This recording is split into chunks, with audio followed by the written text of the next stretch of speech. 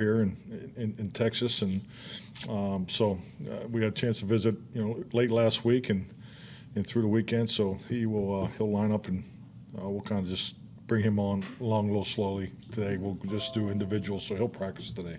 And as a follow-up, what is the timetable on him as far as getting him ready?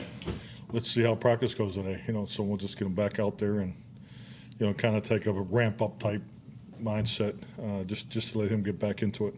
Clarence Hill, Fort Worth Star-Telegram. What does this mean for Tyler Smith, and how does this initially affect him at tackle, and could it mean he go back to guard?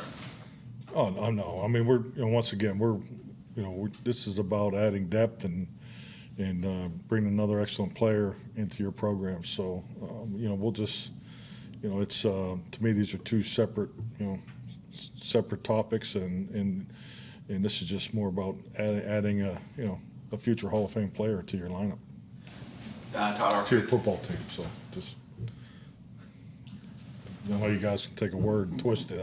Not that it's ever happened to me before. Todd Archer of the ESPN. With Peters and being 40, does the ramp up look different than a guy who's younger, maybe been around a camp? I'm not sure. What do you mean different? How much? How long? Age, yeah.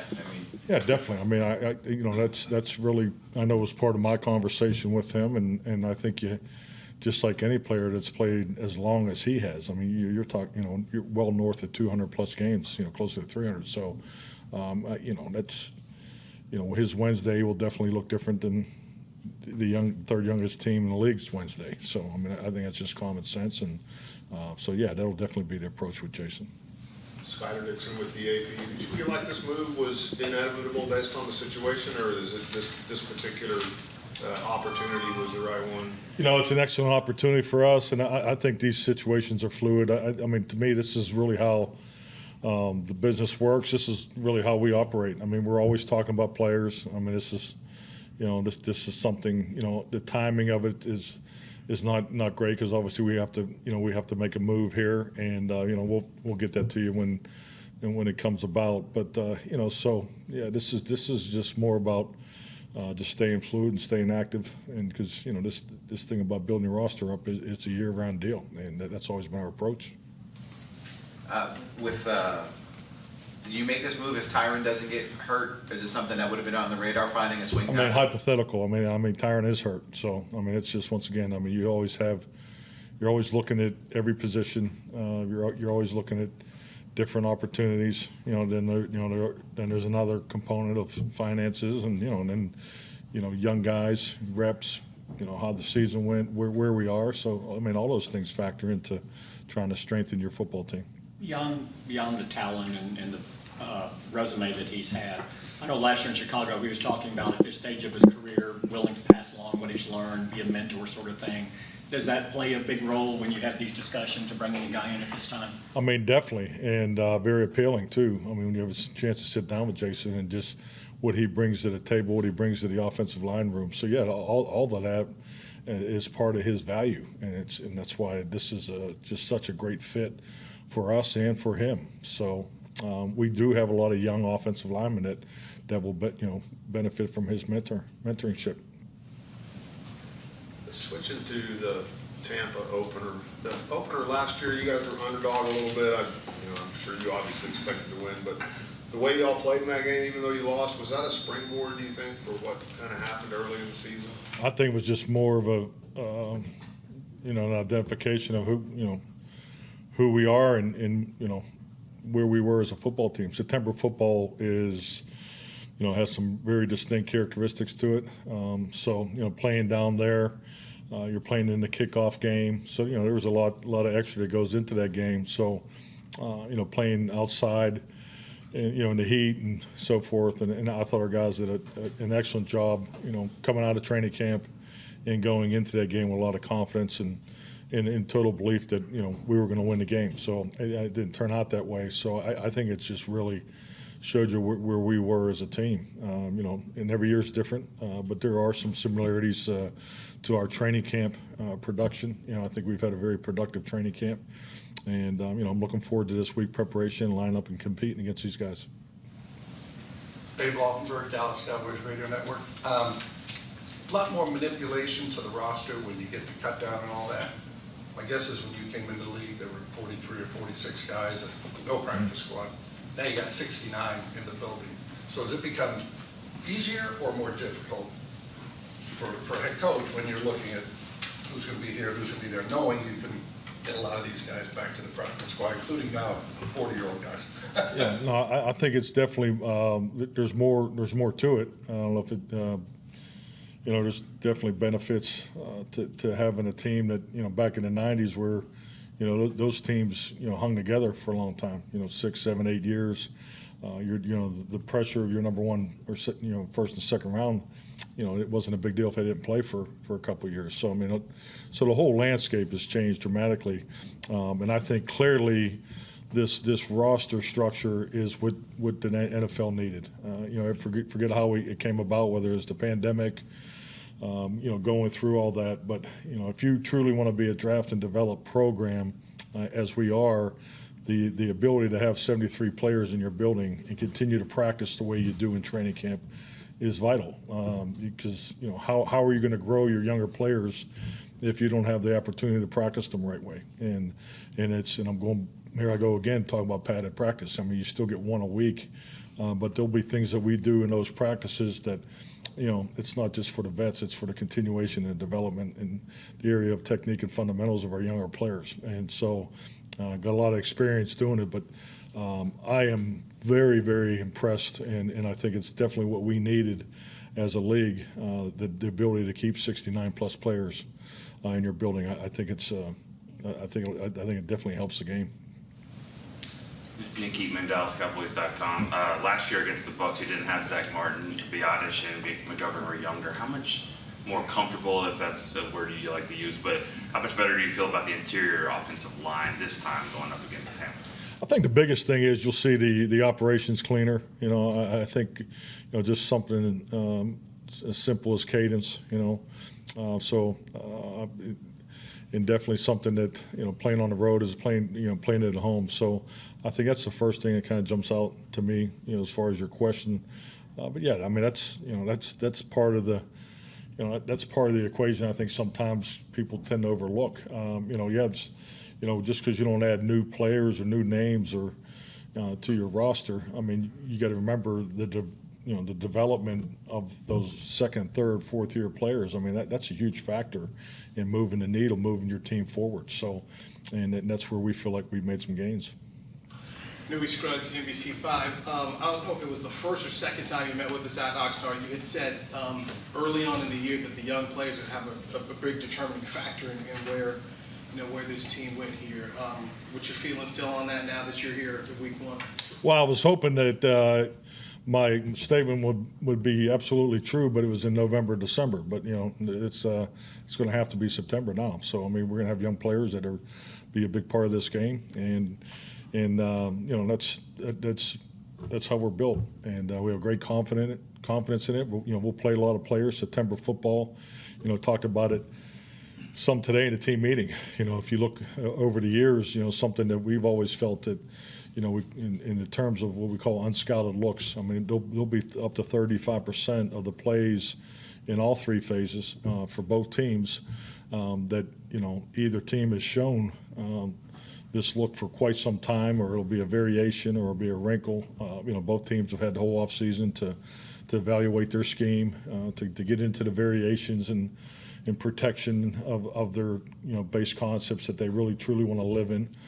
So you're going to see a lot of new wrinkles, and that'll go on through the whole month of September. That's been the norm. So, and I think really what that does to you is make you really just knuckle down and worry about your game. Don't worry about them as much as worrying about your own concepts. Keep your own house clean, and that's really what we spent last week on. We spent more time last week probably on Self-Scott and just kind of introduce Tampa Bay. So because obviously just like they have, we've had the whole offseason to look at them and have a pretty strong understanding how they want to play and how we feel they're going to try to play against us. So we'll have a good week of preparation, but this time of year is really about making sure you get your house as clean as possible and make sure you get off on the right foot. Thank you. Coach, Patrick Walker, DallasCowboys.com. Moving over to the injury front, is Jordan Lewis expected to practice today? Any other injury updates for week? We'll bring Jordan on slow. I know he had really good work last week with Britt, but the goal is to kind of introduce him today and hopefully have him cleared by the end of the week is the goal. But we'll see how he does in the pre-practice part. Calvin Watkins, Dallas Morning News. The first 2 years, we had the pandemic and then a little bit of virtual last year. Is this back to normal for you in terms of football stuff and that kind of thing? Yeah, definitely. Back to normal. It's we're the only ones working on Labor Day, so that definitely feels normal. But no, it's it's what's nice about last year. It was as close to normal as as we could get. So we were able to have some solid comparables. Frankly, I don't even look at 2020. When I'm trying to do comparables of whether it's scheduling, productivity, technique and fundamental development. It was just such a different year. So, but that's why I feel good. I feel really good about what we accomplished in training camp because I think we built a really good foundation for this upcoming season. Mike, you go back to the unscouted looks. Is that just stress the importance of your rules holding up because you won't have been able to rep it? Absolutely. No, well said. I mean, it's all about believing really, what you start in the spring is you go back and you put everything in based on your concepts. You do conceptual learning, conceptual teaching, and conceptual, practices where you're just really, getting everybody to understand, the concept, whether it's playing cover 2 and have everybody in the perimeter group, work the middle read, work the monument, work the hook. So you really have that opportunity to teach it conceptually. And then, training camp and really you started in the OTAs is more about, getting the installs taught and learning things more by plays and situations and so forth. So that's the normal teaching progression. And frankly, it's the right way to go because, you're going to see some things in the first 3 or 4 weeks that you haven't seen yet. So this league's about trends. It always has been about trends, and you'll see variations that'll come out of, this past off season's, evaluation process and how people install and, copy new wrinkles and fit them to their team and how you're highlighting, certain personnel that you may have had last year or it's different, or you may have lost from last year. So all those things play into how these seasons start. Mike McCarthy, Dallas Morning News. CD spoke. So let me ask you this, Jory, do you have a fine policy here for the media coming in late? We should. I told Mike Fisher's in charge of the fine. Is that correct? No? Okay. Just trying to hold accountability here. I mean, it's obviously very high. It's a two-way street, I'm told. Yeah. CD spoke earlier this offseason about his need to improve in some of the details of his position. I was curious what gains you've seen him make in that area that he hopes is a difference for him this year. I mean, you really gotta, really gotta love his path. I mean, obviously, very high draft pick. Come in here to a very talented receiver group, and you can see right away that he, obviously can play inside and outside.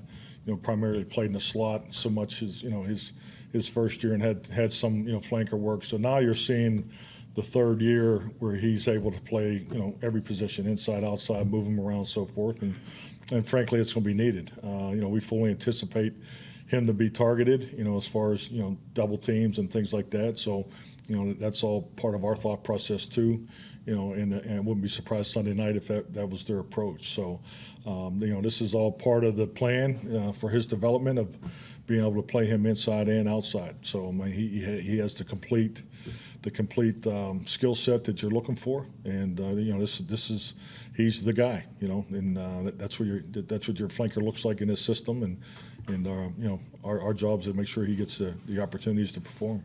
You kept him on the 53. When do you anticipate Gallup ramping up his work with the team, doing individuals and things like that? He'll be in the rehab group this week. That's all really I can tell you. But he's hit every target to date. Looks really good. I mean, every medical report is extremely positive about Michael. Kelvin Joseph he didn't practice last week. Is he still dealing with the concussion stuff? He'll go through the prehab group early, and then we'll try to work him in. Mike, last year, Tampa Bay, Bruce Sanders was the head coach. Now Todd he's the coach there. What are you anticipating? And then also, This is his second opportunity as a head coach. You've gone through that. What goes through your mind that second time around and what you want to make sure you get right? Well, I think so much. I know for me personally, the second time around, there's, you kind of just have a chance to redefine your do's and don'ts. I mean, and I think one thing Todd has always been extremely consistent. If you look at his career, is just the way his defenses have played, and it was no different when he was a head coach. So they're going to schematically challenge you. They're going to be aggressive. They do a really good job in the areas of fundamentals, and I think statistically that's reflected in how they take care of the ball. But they're number 3 in takeaways last year, so that's always been a big part of his play style and what his defenses bring to the table. So yeah, I mean, I have a lot of respect for him and competing against him as a coordinator, and and I think just really the second time around is you just have a cleaner vision of what you want to do, and him and Bruce have been together forever. And there'll be a lot of similarities in their program. Mike, it's game week. We talk, obviously that's what we're here. What's the mindset of this team, the excitement level of this team, yours as well as the team? I mean, we're ready to go. I mean, we're ready to get going. I think our training camp plan was different, and there was there's some uncertainty to all of us. We've never practiced that way before. We've never gone through the where your ones didn't play in games. So I think we definitely hit the target what we were trying to accomplish. So our practices, like today we have 5 team periods, 4 of them are competitive. So I think that tells you where our mindset is. We just want to keep our environment as competitive as possible and keep working on the things that we feel are going to help us be successful Sunday night. So I would say we're operating with a lot of confidence right now. It's more business-like than excitement for me. Definitely. I think that's what this week brings. It's one thing it is different for me as a head coach. I've always been able to get the team regimented on an in-season work schedule. Usually 2 weeks of that before you go into the regular season. This year we have not, just because of the way the schedule fell with the bye week and so forth. So you like to flow and regularity. I think is very important. It's something obviously you want to get into the ebb and flow of the whole season. So I think like anything, we're all creatures of habit. We want to get into a normal flow of the week, and that's why we're treating Monday as a bonus day, and then they'll be off Tuesday, and it's really to get these guys into the normal flow, and because you don't want this week to feel like it's 3 weeks long, and that can happen very easily. And we've all been there. I think human nature is like, oh my goodness, you get 8 practices for your first game, and that's not really realistic. So if you look at last week, we were able to work Monday, Tuesday, Wednesday, Thursday, but you really were only able to work Thursday. Because Wednesday we were still, in the process of getting our practice squad back. So that's why we really tailored the practices after just making them as competitive as possible, and don't get so caught up on exactly making it all about Tampa. So, and I think that approach has worked very well for me in the past, and that's why we do it. We'll finish with Michael. When going up against those unscouted looks early in a season, how advantageous is it when you have a second-year defense with communication and scheme familiarity is stronger to combat whatever unexpected might come on Sunday? Definitely. I mean, it definitely helps you, and it's really what we're going to rely on. I mean, at the end of the day, it just goes back to what I said. We accomplished what we set out to accomplish as far as how we went about it in training camp. We keep track of everything. Every missed assignment, every mental error. Just the fundamental work. The game management reps and so forth. So I feel really good about the way the team went through training camp. We got a lot of work. Frankly, we got more work done this year than we did last year. And in hindsight, we felt like we came out of training camp and our start of the season last year was a success. And hopefully we can emulate that again this year. Drew, you got anything? Anything? You good? Okay. Thank you. Thank you.